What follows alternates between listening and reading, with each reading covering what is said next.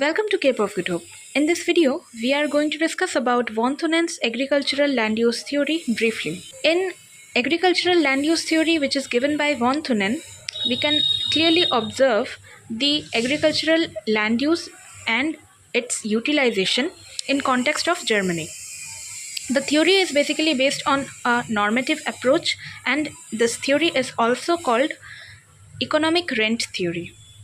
Von Thunen ने अपनी theory में एक एग्रीकल्चरल लैंड यूज़ को किस तरीके से डिस्ट्रीब्यूशन के माध्यम से हम इसे इस्तेमाल कर सकते हैं या फिर यूटिलाइज़ कर सकते हैं, उस बारे में इन्होंने बात की। तो किसी भी एग्रीकल्चरल फील्ड को हम यूटिलाइज़ कैसे करेंगे, इनके बारे में इन्होंने बताया कि कुछ रिंग्स या कॉन्सेंट्रिक रिंग्स के तौर पर एक मार्केट सिटी को बेस करके हम यूटिलाइज़ कर सकते हैं different types of farming activity जो रिप्रेजेंट करेगी ईच रिंग, यानी कि एक ring, each ring will be representing different types of farming activity based on transport cost and crop value.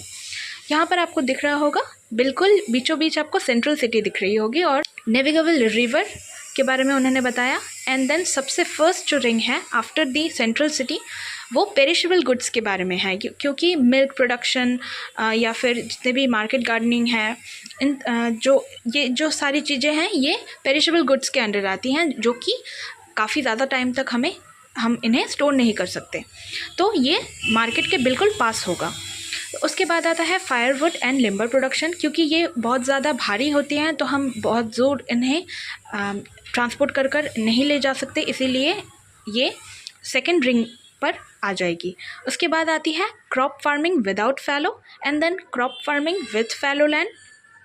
उसके बाद 3 फील्ड सिस्टम एंड देन सबसे लास्ट में आती है livestock farming. Von Thunen ने आइसोलेटेड स्टेट के बारे में बात की, जो काफ़ी ज़्यादा इम्पॉर्टेंट है। This is all.